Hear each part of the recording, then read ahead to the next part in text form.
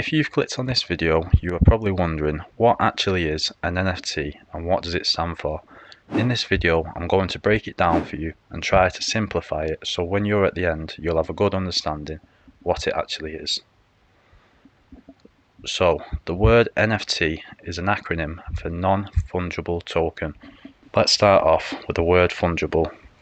Fungible assets simplify the exchange and trade processes, as fungibility implies equal value between the assets. Two examples of something that is fungible are gold and cash. If I have some gold, I can go and take that gold and exchange it for what it's worth in cash, and vice versa.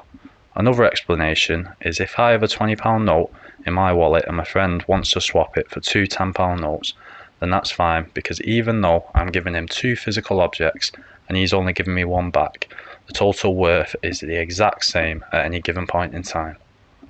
Non-fungible. Non-fungible means something which is unique and cannot be replaced for anything else. So, some examples of something that is non-fungible is a piece of art, a ticket, whether it's a train, concert or theatre ticket, a house. So even the house or the building that you might be in now could never be replicated, because every single thing would have to be exactly the same, including the location relative to the earth. And the best way to describe it is one of a kind. Fungible token, a representation of an asset on a blockchain that is interchangeable. Cryptocurrencies are the prime example of fungible tokens, because each coin has the same value as any other coin of the same type at any given moment. So, the big one that everyone will have heard of by now is Bitcoin. Bitcoin is a fungible token because it can be swapped out and replaced by a different Bitcoin, and it will still be worth the exact amount.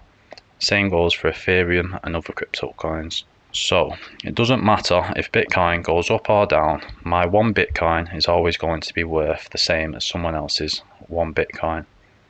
Non-fungible token. A non-fungible token, a guarantee of an ownership that is irreplaceable on a blockchain. Although an NFT can certify ownership of any object, whether digital or physical, it is mostly used to record the ownership of art and collectibles. So for some examples, we've got a digital real estate which can be purchased in different metaverses, which again, if you buy a plot of land on the metaverse, there is no one else that could own that same plot at the exact same time as you own it.